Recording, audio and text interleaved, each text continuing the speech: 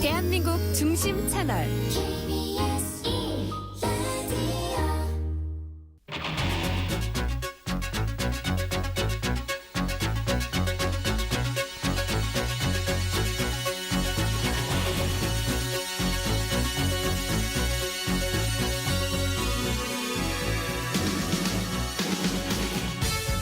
안녕하십니까. 성기영의 경제쇼 아나운서 김기만입니다. 저와 내일까지 함께 하시겠습니다.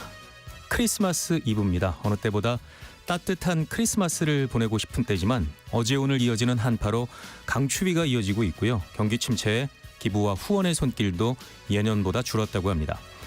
가뜩이나 우리나라의 경우는 개인 기부가 많지 않은데요. 그것마저 줄어들다 보니 도움이 필요한 어려운 이웃들의 겨울나기가 더욱 힘들어지고 있다고 하는데요.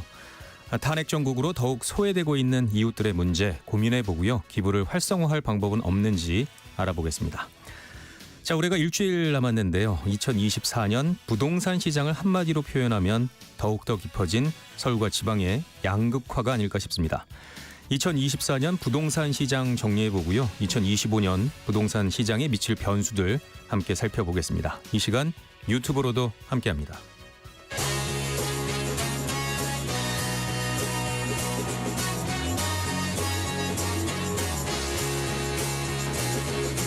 경제 시야를 넓혀드립니다. 투자의 지름길을 안내합니다. 돈 되는 정보를 발견하는 시간. KBS 1라디오 경제쇼.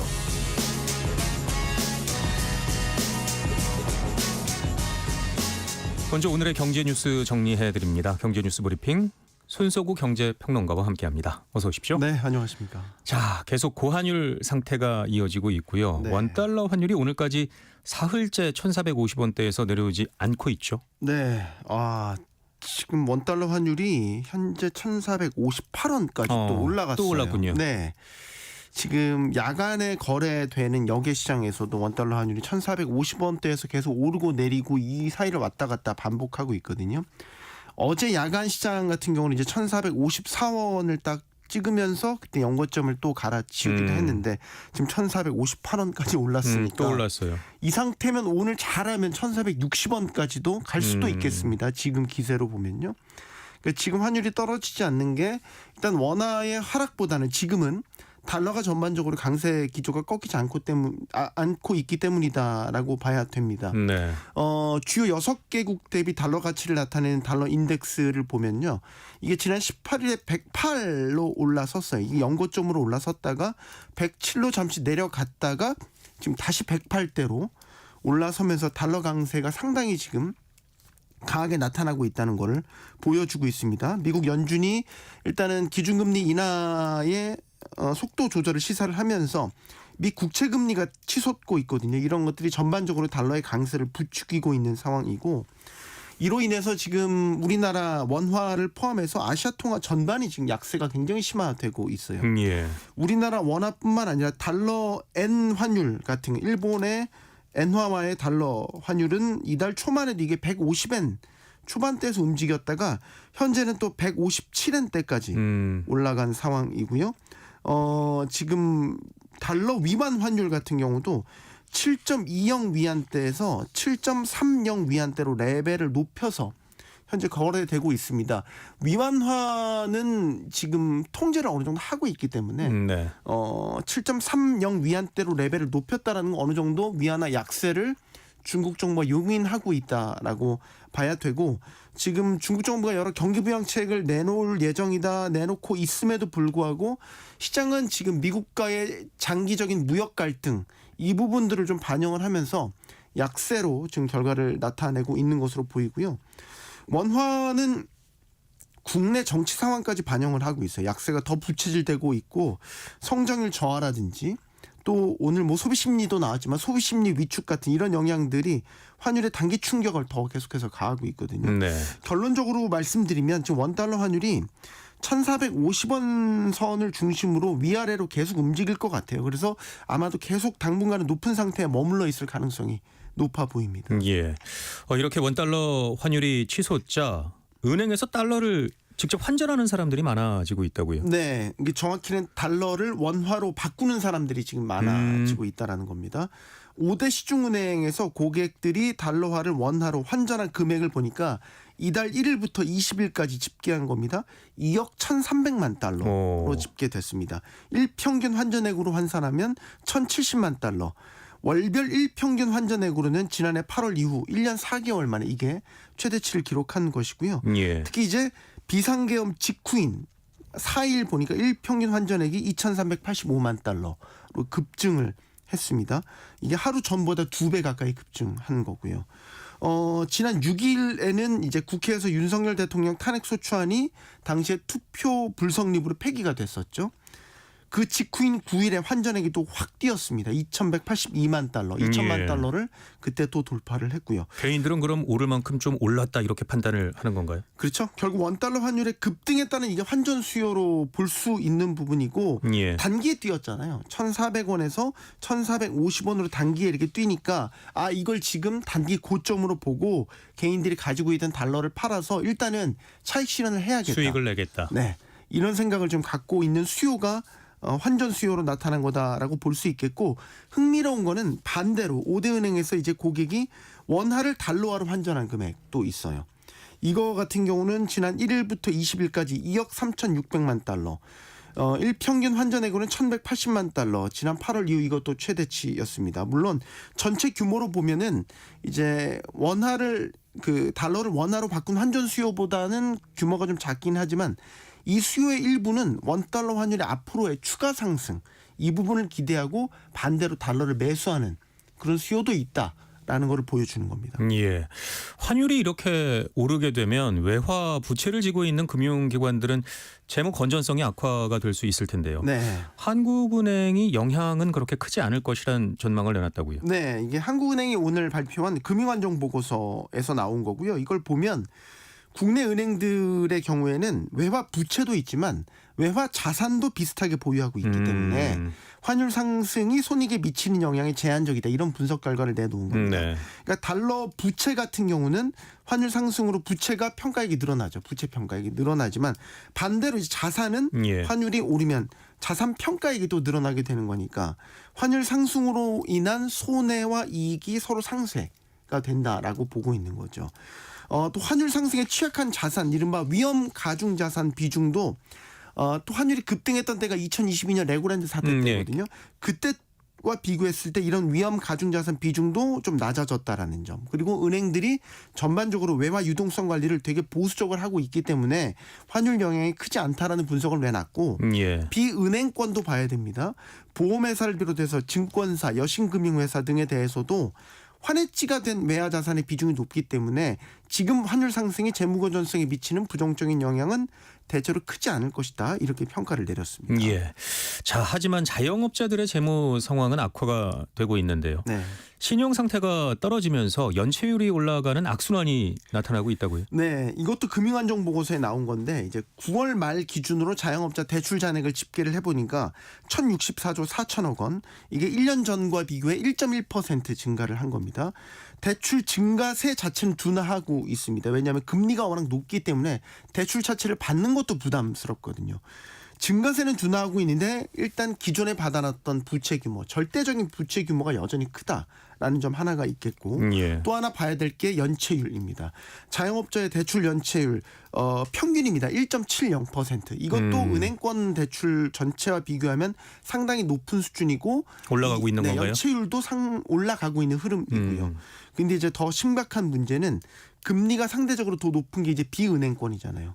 비은행권에 대한 자영업자들의 연체율, 또 취약차주의 연체율 이런 것들을 봐야 되는데 비은행권에서 자영업자가 1개월 이상 연체한 연체율을 보니까 올해 9월 말 기준으로 3.51%, 은행권과 비교하면 3%포인트나 높은 수준입니다. 상당히 많이 높다라고 볼 수 있고 이 중에서도 상환 능력이 상대적으로 떨어지고 신용도도 낮은 이걸 이제 취약차주라고 보는데 취약차주들의 자영업자 대출 연체율 보니까 11.5%. 굉장히 높군요. 네, 굉장히 높은 예. 거죠.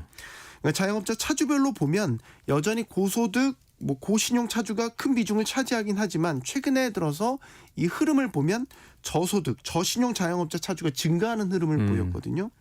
그러면 왜 늘어났냐라는 걸 봐야 되는데 이거는 갑자기 뚝 하고 나타난 게 아니라 기존에는 고신용 고소득 차주였는데 이게 이제 전반적으로 경기가 안 좋다 보니까 이 분들이 결국 저소득, 저신용도로 떨어진 거죠. 이런 분들이 많다라는 것도 분석 포인트로 내놓았습니다. 예.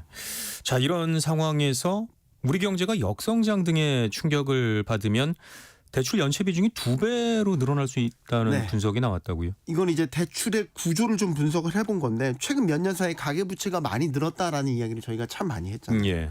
그 중에서도 이제 뭘 늘어났나 봤더니 부동산 살 때 쓰는 이제 주택 살 때 쓰는 주택담보대출 비중 많이 늘었고요.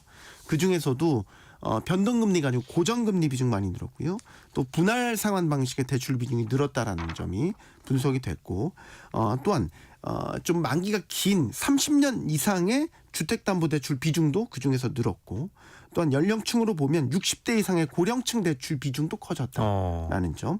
또 하나 저소득자의 담보 인정 비율이 360.3% 전체 평균을 또 크게 웃돌았다는 점. 이거는 이제 나중에 아까 연체율 말씀드렸지만 상대적으로 상환 능력이 떨어질 수 있다라는 점을 보여주는 예. 거죠. 자, 이런 상황에서 현재 경제 성장률이 1.8%, 실업률 2.7%, 주택 가격이 전년 동기 대비 0.9% 상승할 것이다라는 조건을 기본값으로 놓은 거예요. 놓고 나중에 이게 악화될 거다, 심각해질 거다라는 시나리오를 여기에 이제 변동을 한번 주어본 거죠. 그래서 예를 들면 이겁니다. 성장률은 1.1%에서 마이너스 0.5%로 떨어질 거다. 실업률은 3%, 3.6%로 뛸 거다. 주택가격은 마이너스 1.7%, 마이너스 5.4%로 뒷걸음칠 거다. 그러니까 떨어진다라는 얘기입니다. 1년 전과 비교했을 때. 이런 악화된 시나리오를 넣고선 한번 결과값을 분석해 봤더니 예. 대출 가구 중에 연체 가구의 비중이 2026년을 기준으로 4.1%, 5.1%까지 뛴 겁니다. 이게 2023년과 비교하면 이 가구 비율이 최대 2배까지 올라갈 수도 있다는. 올라갈 수도 있다라는 겁니다. 예. 특히 이제 자영업, 일용직, 고령 가구일수록 연체 비중이 더 큰 폭으로 늘어나는 것으로 추정됐습니다. 이는 그만큼 우리 경제 충격을 감대할 능력이 상대적으로 부족하다라는 건데 이게 물론 최악의 상황을 그린 시나리오긴 하지만 이걸 그냥 나 몰라라 할 수 없는 거는 당장 내년도 성장률 전망치가 지금 2% 밑으로 떨어진 상태예요. 예. 지금 국제 그 기관들은 우리나라의 성장률을 1% 중반대까지 떨어질 수 있다라고 보고 있거든요. 여기에다가 하나 더 우리가 예상하지 못한 비상계엄 사태, 탄핵 정국 여파 충격이 있단 말입니다. 그럼 내년 상황을 더 예측하지 못할 수도 있단 말이죠. 그러니까 한은의 이런 식의 악화된 시나리오에 따른 분석 결과를 그냥 지나칠 수는 없다라는 겁니다. 예. 자, 또 계엄 사태와 탄핵 정국 쇼크로 소비자 심리가 코로나19 팬데믹 이후에 최대폭으로 악화가 된 것으로 나타났다고요. 네, 이건 뭐 어떻게 보면 예견된 결과라고도 보여져요. 예. 한국은행이 오늘 열일을 했는데 12월 소비자 동향조사 결과 발표한 거를 보면요. 소비자 심리지수가 88.4. 그래서 전월 대비 12.3포인트나 급락한 겁니다. 이거 되게 특수한 상황에서 이렇게 많이 떨어지는 경우거든요. 이 하락폭이요. 2020년 3월 이후 가장 큰 하락폭입니다. 2020년 3월이 어떤 때냐 기억하시겠지만 코로나19 팬데믹으로 사람들의 이동 자체를 차단했던 매우 강력한 방역 조치가 시작됐던 때입니다. 이때는 뭐 소비 심리가 아주 급격히 꺼진 거는 당연한 때였죠. 이때만큼 지금 소비 심리 지수가 많이 떨어졌다라는 거고요. 이 88.4라는 지수 자체도 2년 1개월 만에 최저치를 기록한 것이고요. 기준값이 100이거든요. 100을 훨씬 크게 밑돌고 있지 않습니까? 그만큼 사람들의 소비 심리가 상당히 비관적인 상태에 있다라는 것으로 볼 수 있습니다. 12.3 계엄 사태 여파라고 봐야 되는 건 뭐 자명하고요. 트럼프 불확실성도 있고 수출 둔화 우려도 있고 먹거리 물가 인상 이런 압박 등으로 인해서 전반적으로 소비 심리가 얼어붙은 상태에서 계엄 충격까지 더해진 결과다. 이렇게 볼 수 있겠고 소비자 심리 지수를 구성하는 세부 6개 항목이 있는데 다 마이너스였고요.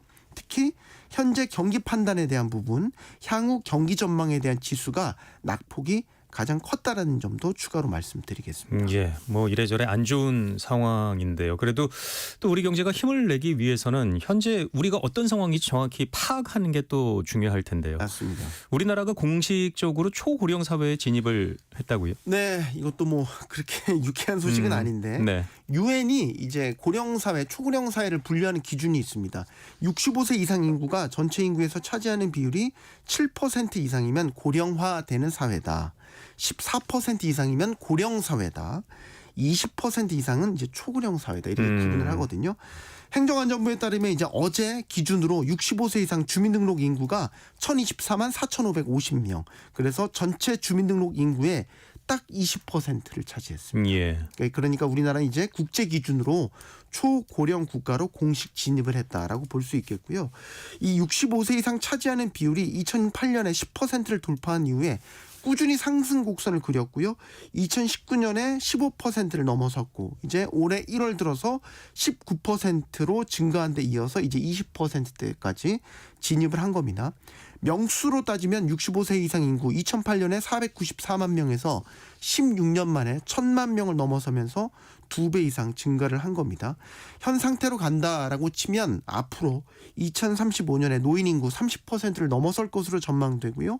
2050년에는 40%에 진입을 해서 고령화가 빠르게 진행될 수 있다라는 전망도 네. 나옵니다. 그러면 어떤 문제들이 발생을 하게 될까요? 경제적으로 보면 노동력 감소가 일단 1차적으로 꼽힙니다. 예. 노동력이 감소한다라는 것은 경제 성장률이 전반적으로 저하될 여지가 크다라는 것이고 그밖에 의료비, 복지비 증가하겠죠. 이로 인한 재정 건전성 위험 문제 등 다양한 문제들을 일으킬 수 있습니다. 네, 경제뉴스 브리핑 오늘 소식은 여기서 마무리하겠습니다. 손석구 경제평론가와 함께했습니다. 오늘 말씀 고맙습니다. 감사합니다.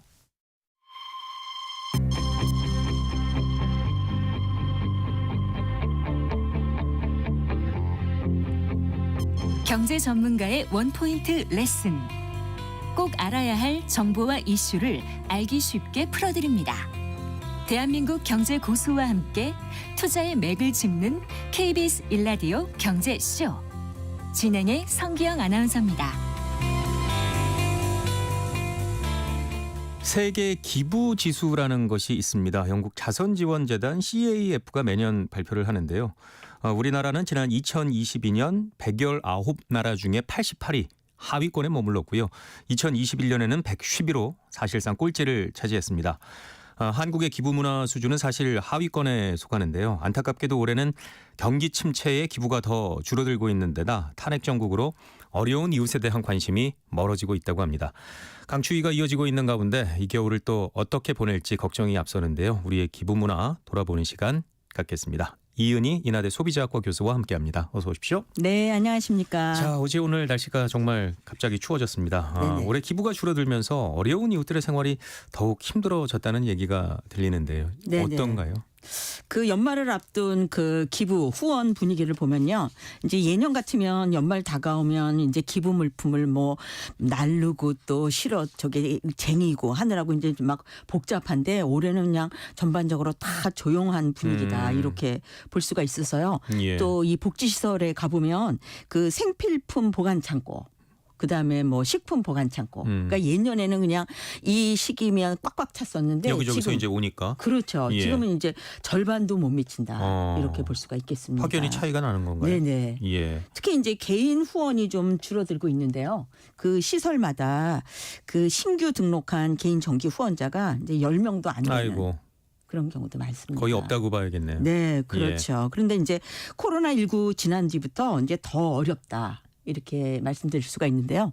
이제 시설에 직접 가지는 않지만 이렇게 복지단체에 이렇게 기부하는 그런 개인들은 그래도 꽤 있다고 이렇게 얘기를 하고요. 네. 그다음에 이 복지시설들은 이제 기업이나 복지단체로부터 이렇게 후원을 받는 그러한 식으로 진행이 되고 있습니다. 예. 근데 이제 복지시설 중에서도 좀 큰 복지시설은 이 복지단체 공모에 선정되는 경우가 많은데 작은 복지시설은 좀 선정이 잘 안 돼갖고 그럼 사정은 더 안 좋겠네요. 네, 어렵다 예. 그래요. 그다음에 이제 특히 겨울에 또 쪽방촌도 굉장히 어렵다 이렇게 볼 수가 있는 거죠. 네. 그렇죠. 그래서 이제 쪽방촌도 그 쪽방촌마다 이렇게 상담소 같은 게 있습니다. 근데 네. 이제 가보면 거기도 이제 생필품이 엄청 부족한데 제가 이제 대구 쪽 그 자료를 한번 봤더니 작년에 비해서 반밖에 안 왔어요. 네, 생필품이. 그래서 이제 이게 그 불경기 고물가의 영향이기도 하고 지금 이제 이렇게 겨울에 이 전국이 어수선하니까 이제 신경들을 잘 못 쓰는 거 아닌가 이제 그런 생각도 드는데요. 네. 이게 지자체에서는 이제 코로나 기간 동안에는 신경을 많이 썼는데 지금은 이제 무더위 때 지원하는 거 말고 이렇게 평상시에 생필품 지원 이런 거는 안 한다고 합니다. 그렇군요. 그래서 이제 좀 문제라고 볼 수가 있죠. 자, 연말 기부하면 가장 먼저 떠오르는 것이 구세군 자선 냄비 또 사회복지 공동 모금회인데요. 네. 그곳 상황은 어떨까요? 네. 그 사회복지 공동 모금에 그 빨간 그 저기 열매 가슴에다 예, 매달지 저희 방송할 때 않습니까? 예, 하고 하죠. 그 이제 아시는 분이 그다지 많지 않으실 걸로 아는데 이번 달하고 다음 달에 그 사회복지 공동 모금회에서 희망 2025 나눔 캠페인을 합니다. 근데 이제 목표액을 작년하고 동일하게 잡았어요. 근데 이제 여태까지는 매년 2% 정도 상향해서 잡았는데 이제 상황이 어렵기 때문에 올해 처음으로 이제 10년 만에 처음으로 동결을 한 장렬하게 거군요. 예. 동결을 했다 이렇게 볼 수가 있고요. 또 매년 1억 이상 기부하는 사람들을 이제 모아서 아너스 클럽이라고 하거든요. 네. 근데 이제 그 아너스 클럽도 그 시설마다 작년에 반 정도 수준으로 줄었다 역시 이렇게. 또 반토막이 났군요. 네네. 그다음에 이제 구세군 자선 냄비를 좀 말씀을 드릴 텐데요. 이 구세군 자선 냄비도 이 지역마다 목표액을 작년하고 좀 동일하게 잡았다고 해요. 그런데 이제 구세군 같은 경우에 이 목표액을 육박하지는 하지만 목표액 달성은 잘 못하고 있다. 이렇게 이제 얘기를 하는데요. 이제 경기 침체나 고금리 고물가의 영향이 크다 이렇게 볼 수가 있고요. 또 하나는 그 이게 최근에 이제 신용카드들을 많이 쓰는데 이제 구세군 남비에 현금을 넣어야 되기 때문에 이게 조금 마음은 있는데 이제 그때 불편해가지고 잘 못하는 경우도 많다. 현금을 이렇게. 들고 다니질 않으니까. 그렇죠. 미리 기부를 해야 되겠다라고 생각을 하지 않으면 냄비를 만나도 넣을 수가 없는 거죠. 그렇죠. 네네.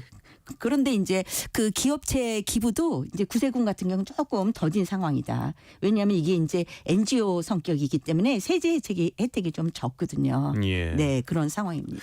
기부와 후원이 줄어드는 이유가 말씀하신 것처럼 경기 침체 때문이 가장 큰 이유겠죠. 네, 그렇다고 볼 수가 있겠습니다. 네. 이것도 이제 제가 그 대구의 자료를 갖고 왔는데요. 대구의 그 대한적십자사가 그 모금 목표액을 여기는 이제 작년보다 3,700만 원 감소해서 목표액을 설정을 했대요. 그런데 이제 이 목표액 설정을 할 때 지난 5년간 이 고지서 받고 돈 한 푼도 안 낸 사람을 제하다 보니까 목표액을 줄일 수밖에 없었다. 이렇게 되는 거죠. 그래서 이제 고지서를 받고도 못 내는 분들이 이렇게 많으신 거 보니까 경제상이 좋지 않은 것 같다. 이렇게 이제 얘기할 수는 있는데요.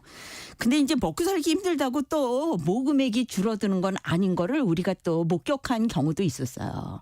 그래서 이제 3년 전 2021년 연말에는 그 코로나 여파로 굉장히 큰 어려움을 겪으면서 예. 서로 도와야 한다는 마음들이 막 일어난 거죠. 그래서 십시일반 이웃 돕기에 나서는 분위기가 조성이 돼가지고 전년보다 무려 15억이 더 거쳤습니다. 그런데 이제 올해도 역시 3년 전과 마찬가지로 경기는 안 좋은데 요 십시일반 기부 바람이 좀처럼 불고 있지 않다. 이런 안타까운 상황입니다. 예.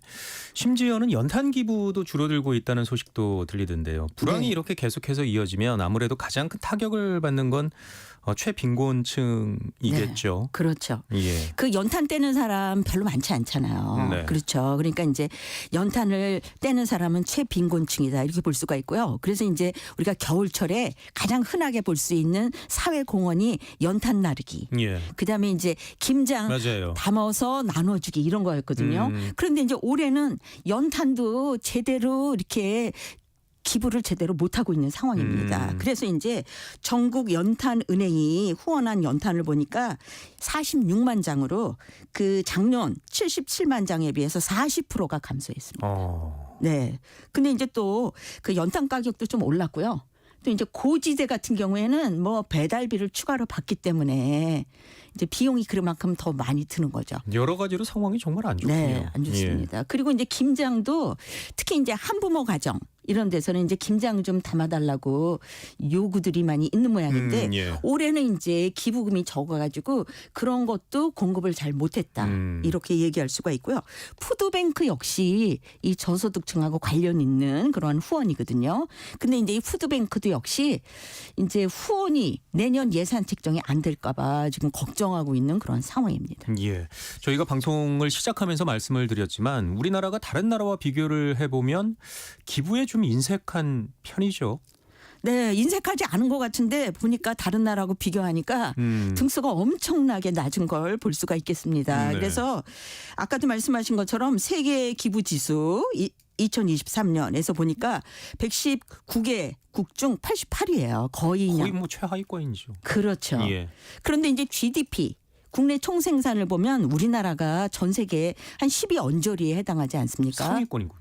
그런 거 보면 정말 부끄러운 등수다 이렇게 얘기할 수 등수로만 보면 참 부끄러워집니다. 네, 그렇게 말씀드릴 수가 있을 것 같습니다. 예. 그런데 세계 기부 지수라는 건 뭔가요?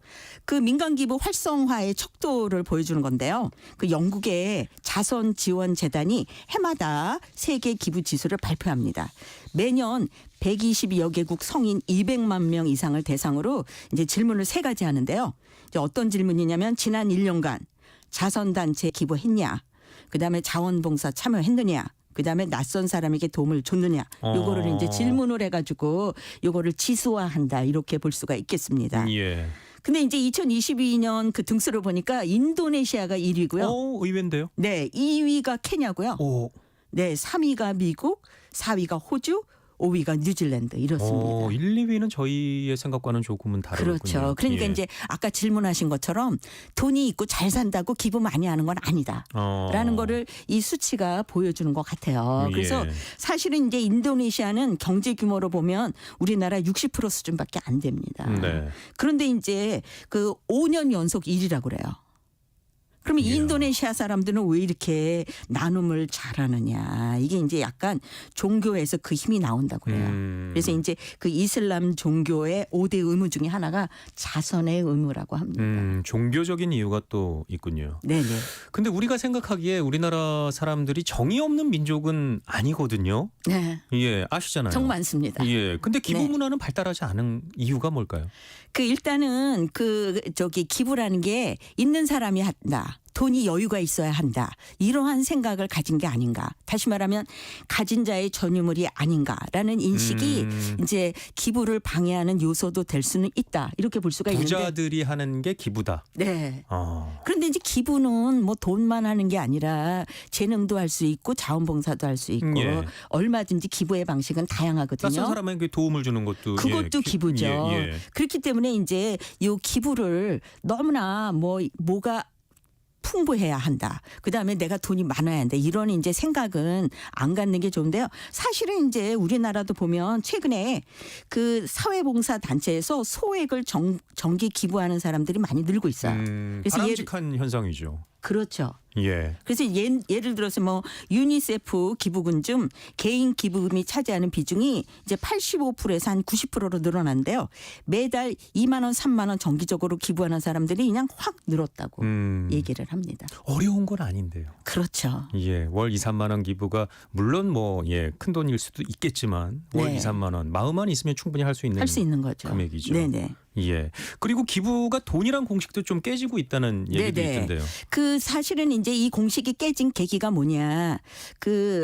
기부가 돈이란 공식도 깨지고 있는 거는요. 이제 자원봉사라든가 재능 기부라든가 이런 것들도 결국은 기부는 돈만 하는 게 아니라 자기의 능력이나 그다음에 노동력이나 이런 걸 해서 누군가를 돕는 거는 다 기부다. 이러한 식으로 이제 사고 방식이 많이 바뀌고 있다고 하고 요거를 이제 실천할 수 있는 공간이 좀 많이 늘어나면 좋겠다. 이렇게 생각합니다. 예. 또 우리나라만의 기부 특징이 있다고 하던데요. 어떤 특징이 있을까요? 네. 한 3가지로 말씀을 드리겠는데요. 첫 번째가 개인 기부 비율이 한 60% 수준인데요. 이제 이게 많이 올라오긴 했지만 미국보다는 낮습니다. 그런데 이제 이 개인 기부 비율 중에 특히 이제 종교 헌금이 거의 74% 정도 된다. 이게 이제 네. 특징이고요.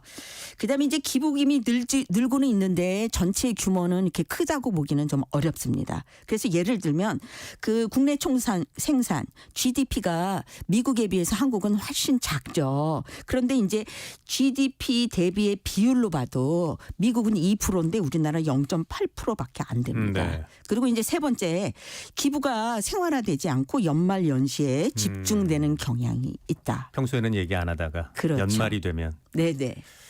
자, 그렇다면 개인 기부를 꺼리는 이유는 뭘까요? 네. 아까 이제 거의 꼴찌에 가깝다라고 말씀을 하셨잖아요.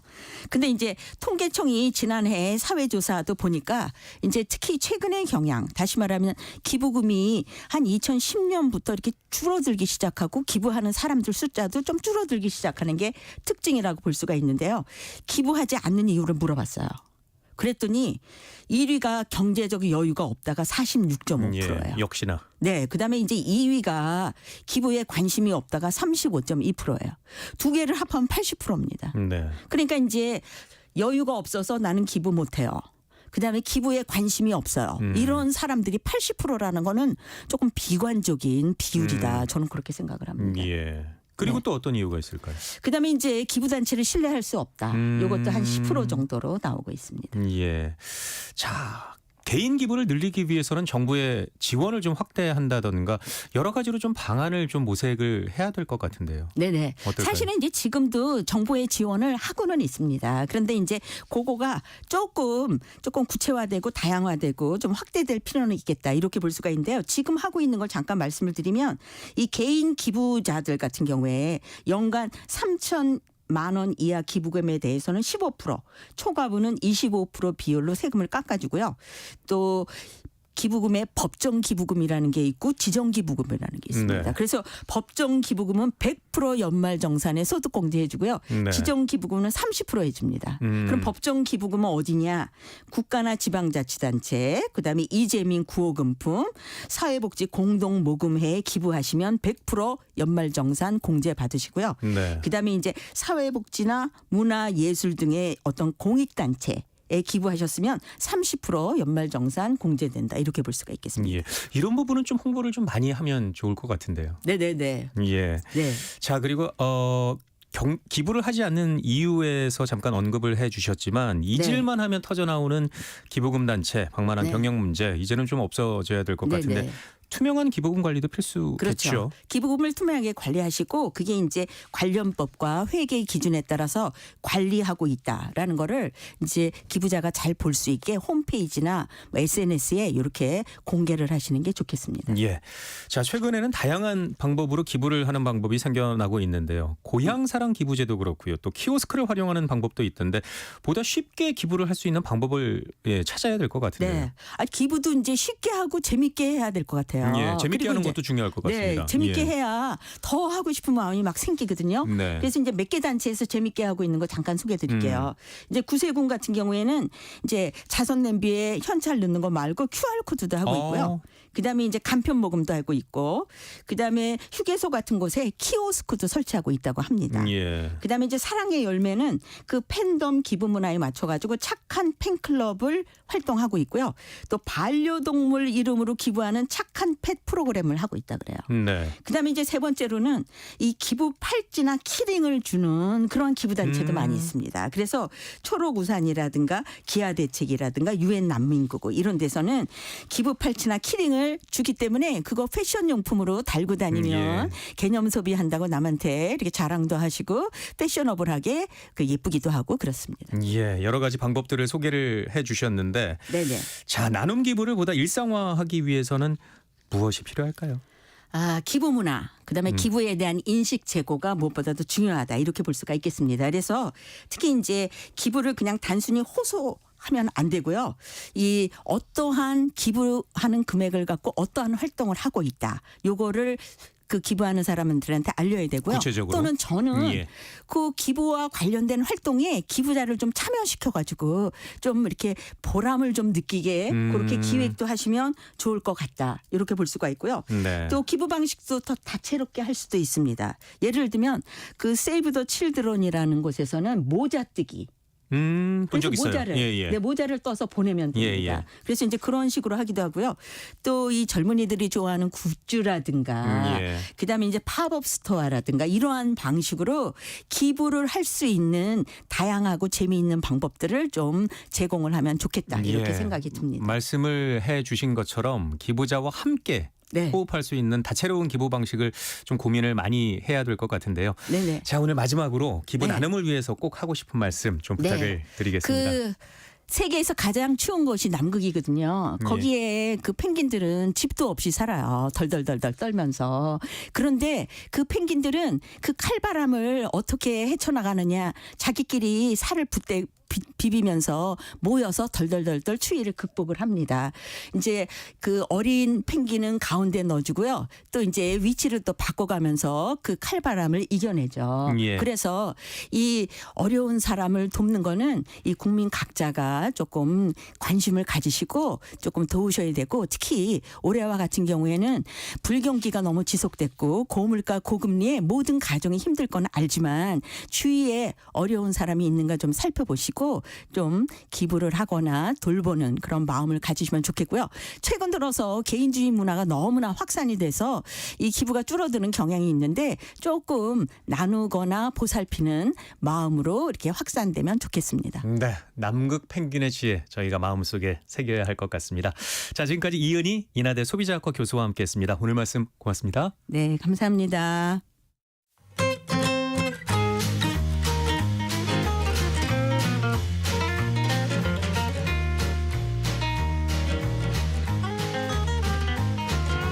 경제 맛집 투자 핫플. 지금은 돈 벌기 딱 좋은 시간. KBS 1라디오 경제쇼.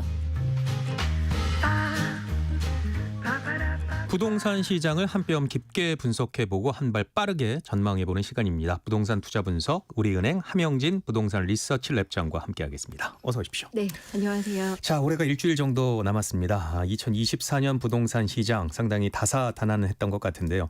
한 해를 돌아보고 또 어떤 일들이 있었는지 정리를 하는 시간을 갖겠습니다. 우선 우리 사회적 이슈의 블랙홀 역할을 하는 비상계엄 이후 탄핵 이슈가 부동산 시장에도 영향을 주고 있죠. 그렇습니다. 일단 비상계엄과 해제, 이로 인한 탄핵 가결 등이 경제 불확실성을 키우면서 부동산 거래도 숨을 죽이고 있습니다. 네. 우선 부동산 정책 동력 약화 우려가 있는데요. 국정 혼란으로 현재 국회 국토법안 소위원회가 열리지 않고 있습니다. 주요 법안으로는 부동산 PF 관리라든지 또 정비사업 촉진법 같은 현 정부의 주요 법안 논의가 지금 중단된 상태라고 할 수 있겠고요. 건설업계에서는 역시 이제 해외 건설 수주 경쟁력 약화를 우려하고 있습니다.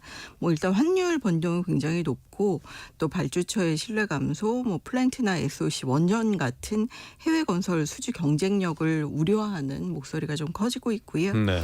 동시에 분양시장 같은 경우는 요즘 계절적 비수기이긴 한데 분양이나 견본주택 오픈시기 조율이 쉽지는 않은 상황입니다.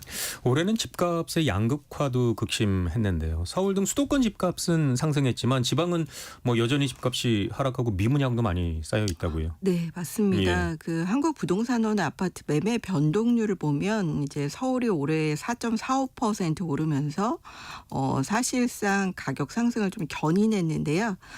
수도권은 토탈 1.9% 가격이 올랐지만 오히려 지방은 1.62% 같은 기간 집값이 하락했습니다.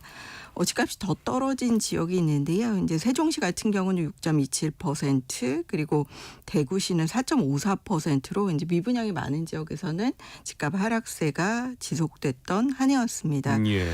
수도권은 전세 가격 상승, 공급 이소성 그리고 정비사업 기대감이 겹치면서 연내 시장이 회복했지만 지방 같은 경우는 미분양이 5만 원 쌓여 있고요.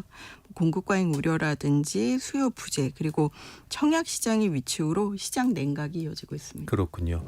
양극화하면 아파트 분양 시장을 빼놓을 수 없을 텐데요. 특히 서울 지역은 100대 1의 청약 경쟁률을 기록하면서 승승장구했죠. 예, 맞습니다. 올해 12월 5일 기준 청약 통장 실사용 접수건이 전국적으로 이제 140만 건 정도 됐는데요. 지난해 동기에 104만 건보다는 좀 증가했습니다. 근데 이 중에 서울 지역의 청약 통장 사용한 인원이 55만 5천 명이었거든요. 그러니까 올해 청약 통장을 사용한 인원 중에 3분의 1은 이제 서울 지역에 쏠렸다고 할 수 있겠고요. 그래서 서울의 청약 경쟁률이 115대 1을 기록했습니다. 이제 반면에 한 2, 3년간 지방의 경쟁률이 둔화되면서 한 6대 1 정도로 마무리가 된 상황입니다. 연내 1,000대 1의 청약 경쟁률을 기록했던 사업장이 있는데요. 바로 경기도 성남 이제 판교 신도시의 일부 사업장이었고 그리고 서울 강남 대치동에서도 한 2건 정도 있었고요. 네. 뭐 강남이나 서초 영등포 일대에서는 수백 대 1의 청약 경쟁률이 다반사였습니다. 하지만 연내 분양한 사업장이 한 115개 됐는데요. 이 중에 1순위 청약 마감에 실패하면서 분양되지 못하는 사업장도 있었기 때문에 분양 시장의 양극화가 상당히 극심했다고 보여집니다. 예. 지난해와는 달리 올해는 수도권 전세 가격 상승 또 월세와도 꾸준했던 걸로 기억이 되는데요. 지난해만 해도 역전세 또 전세 사기 이슈가 사회 문제화가 됐었죠. 네, 그랬죠. 이제 아직 전세 사기 피해자가 계속 발표되면서 이제 안타깝게도 전국적으로 2만 4천여 명 정도 이상의 전세 사기 피해자가 발생되기도 했는데요. 다만 올해는 이제 역전세 이슈보다는 수도권 중심의 전세가 상승이 좀 뚜렷했던 한 해였습니다. 한국부동산원의 아파트 전세가 변동률을 보면 인천이 7.19% 그리고 서울이 5.16% 경기도가 3.74%로 이제 전세 가격이 지난해와 달리 상승했고요. 요즘 이제 월세화 이슈도 많은 상황인데요. 이런 분위기 때문인지 임대료는 올라가고 있지만 역전세 피해가 상대적으로 좀 낮은 편이었었고요. 전세 사기 피해가 많았던 비아파트보다는 이제 아파트 임대차 수요가 집중되면서 전세 매물량도 줄고 전세가 오름세도 꾸준했습니다. 반면에 좀 지방은 전세가가 하락했는데요. 0.56% 같은 기간 하락했고 이제 미분양이 많았던 이제 세종이나 대구 같은 지역은 3%에서 7% 정도 전세가가 하락하는 모습을 보였습니다. 예. 전세가 상승 이면에는 주택 인허가, 착공 물량 감소로 신규 주택에 대한 부족 우려가 있었고요. 그래서 정부가 PF 안정화 대책이나 88 주택 공급 대책을 내놓았었죠. 네, 올해 이제 대표적인 정부 정책 중 하나였는데요. 그 전국의 주택 인허가 건수가 22년도에 52만 건, 그리고 올해 10월 현재는 24만 건으로 많이 줄었습니다. 이제 인허가가 줄면 착공이 줄고, 그리고 몇 년 뒤에 이제 입주 물량인 준공 물량 감소로 이어지게 되는데요. 그래서 올해 정부가 이제 88 공급 대책을 통해서 향후 2년간 수도권에 11만 호의 신축 매입 임대 주택을 공급하게 이제 관련 대책을 발표했다든지 또는 정비사업 규제 완화책 그리고 수도권의 그린벨트를 풀어가지고 총 8만 호의 신규 택지 계획을 발표하기도 했었습니다. 올해는 특히 이제 공급 시장에서 PF 시장이 좋지 않았는데요. PF 대출과 관련돼서 11월 14일에 제도 개선 방안을 내놓고 사업이나 토지주의 현물 출자할 때 양도세나 법인세를 납부 이연하게 한다든지 또는 개발자 그렇죠. 디벨로퍼의 사업 지분 비율을 높여가지고 장기적으로 임대 수익뿐만 아니라 분양 수익도 함께 낼 수 있도록 만드는 대책을 내놓기도 했었습니다. 예. 88 주택 공급 대책 중에 눈길을 끌었던 것이 일기 신도시를 비롯한 노후 계획도시 정비 사업인데요. 지난달 신도시 선도지구가 드디어 발표가 됐죠? 네, 관심이 많았죠. 이제 11월 27일에 수도권 일기 신도시 정비 사업을 이끌어갈 선도지구가 최종 발표됐습니다. 총 13개 구역 35,897호를 선정했는데요. 분당이 3곳, 일산 3곳, 평촌 3곳, 그리고 중동 2곳, 삼본 2곳이었습니다. 이 중에 이제 분당하고 일산은 연립 52개 구역을 이제 추가적으로 선도지구에 준해서 지원 관리할 방침인데요. 지난 9월에 이제 1기 신도시에서 한 99곳 정도의 선도지구 제한 공모 현황을 고려하면 뭐 경쟁률이 한 7대1 정도 됐다고 보여지고요. 여기도 경쟁률이 있군요. 예, 그렇습니다. 네. 그 분당 선도지구 중심으로 아무래도 소유자 관심이 좀 많은 편인데요. 이제 선정된 지역들은 이제 가격 강세가 나타나고 있지만 실제 도전했다가 탈락됐던 지역들은 일부 실망감이라든지 최근 이제 시장이 아무래도 거래 시장이 위축됐기 때문에 가격도 좀 조정되는 것도 나오고 있는 것 같습니다. 그렇군요. 자, 지난 11월에는 부동산 시장에 정말 많은 일들이 있었는데요. 정부가 수도권 그린벨트 해제를 통한 택지지구 개발 계획도 발표를 했죠. 네. 그 수도권 집값 안정화를 위해서 이제 개발 제한 구역을 해제해서 총 4곳의 신규 택지를 발표하고 그리고 5만 호 아파트 공급 계획을 밝혔습니다. 위치는 올해 서울 집값 상승을 견인했던 이제 서울 강남 생활권인 서초구 서리풀 지구가 67만 평 정도 됐고요. 경기도에서는 고양시 대곡 역세권 60만 평, 그리고 우왕시 오전 왕곡 지구가 57만 평, 의정부 용현 지구가 24만 평 정도 됐는데요. 해당하는 지역은 장기적으로 이제 신혼부부용 장기전세 주택이라든지 청년과 신혼부부에게 집중 공급될 예정입니다. 뭐 아무래도 서리풀 지구가 인기가 많기 때문에 이제 알짜 택지 같은 경우는 일반 분양 물량을 놓고 경쟁이 치열할 것으로 보여지고요. 이번에 이제 5만 원 공급했기 때문에 내년 정도 상반기에는 추가적으로 그린벨트를 해제해서 3만 호 정도의 택지 개발지를 추가 공급할 예정이기도 합니다. 예, 또 역시나 예상 물망지에 관심이 높아지고 있겠는데요. 네, 맞습니다. 네. 자, 정부와 금융권의 주택담보대출 규제도 빼놓을 수 없는 이슈일 텐데요. 최근 주택 시장의 거래 숨고르기에 가계대출 억제 정책이 한몫을 했다는 시장 의견도 많았다고요. 네. 그렇습니다. 이제 지난 9월 1일부터 스트레스 DSR 2단계 규제가 시행됐는데요. 은행권의 수도권 주택담보대출에 대해서는 이제 스트레스 금리를 0.75% 포인트 대신 1.2% 포인트로 상향 적용하면서 사실 이제 변동금리부 차주의 주택담보대출 총액을 좀 줄이는 규제를 발표하기도 했었습니다. 뭐 이외에도 은행별로 차이는 있었지만 뭐 다주택자의 생활안정 자금 목적의 주택담보대출 한도를 1억 원으로 줄인다든지 뭐 소액임차 보증금을 제외하고 주택담보대출을 해주고 또는 갭 투자 방지 목적에서 아파트 입주장에서 소유권 이전 조건부 전세자금 대출을 아예 해주지 않고 있는 상황인데요. 네. 뭐 12월 같은 경우는 이제 수도권의 내 집 마련 디딤돌 대출이라고 하죠.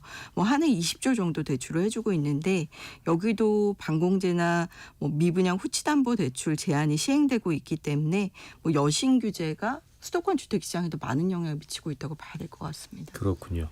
자, 부동산은 또 세금 이슈와도 밀접하게 연관이 돼 있는데 올해 상속증여세 등 부동산 세제 개편이 연내 불발되는 분위기인데요. 이런 분위기가 시장에는 어떤 영향을 미칠까요? 네, 이거 이제 기다리셨던 분들 많을 것으로 보여지는데요. 이제 부동산과 세금 좀 밀접하죠. 특히 올해는 상속증여세 최고세율을 이제 50%에서 40%로 낮추고 이제 과세 표준을 조정한다든지 상속세 잔여 공제 금액을 인당 5천만 원에서 5억 원으로 확대하는 이제 개정안 통과를 좀 기대하는 분들이 많았습니다. 그래서 실질적으로 상속은 뭐 내 마음대로 할 수 없겠지만 이제 증여는 뒤로 미루시는 경우가 많았거든요. 근데 이제 이런 분위기에서 사실상 세제 개편이 좀 불발되는 분위기로 나타나고 있습니다. 네. 이제 내년에 세월이라든지 과표 구간 변경을 앞두고 증여를 하지 않았었는데 이런 부분의 법 개정이 좀 지연되면 부의 자산 이동도 좀 제동이 걸릴 것으로 보여지고요. 그리고 이제 다주택자의 조정 대상 지역 내 양도세 중과 배제 기간도 이제 연장할 것으로 보긴 했었는데 내년 5월 9일 종료될 예정이기 때문에 강남 3개구, 용산의 조정 대상 지역의 다주택자 분들 중에 주택을 매각할 경우는 절세 전략이 좀 필요해 보이기도 합니다. 자, 기준금리가 10월에 이어서 11일 연속이나 했지만 시장의 대출금리 인하 체감은 크지 않고요. 주택시장의 거래도 좀 냉각이 된 분위기죠. 네, 아무래도 스트레스 DSR 2단계 시행, 금융권의 가계대출 총량 규제가 겹치면서 수도권 주택 가격이 약보합세를 보이고 있는데요. 부동산 시장의 불안보다는 이제 경기 둔화 우려에 대한 시장에 좀 불안감이 작용하고 있는 것으로 보여집니다. 당분간 계절적인 비수기에 또 금리나 숨고르기라든지 정부의 여신 규제가 있기 때문에 당분간은 거래 시장의 숨고르기가 이어질 것으로 판단됩니다. 네, 오늘 말씀은 여기까지 듣겠습니다. 함영진 우리은행 부동산 리서치 랩장과 함께했습니다. 고맙습니다. 네, 감사합니다. 네, 성기영의 경제쇼는 여기까지고요. 저는 내일 다시 인사드리겠습니다. 아나운서 김기만이었습니다. 이웃과 함께하는 크리스마스 보내시길 바랍니다. 고맙습니다.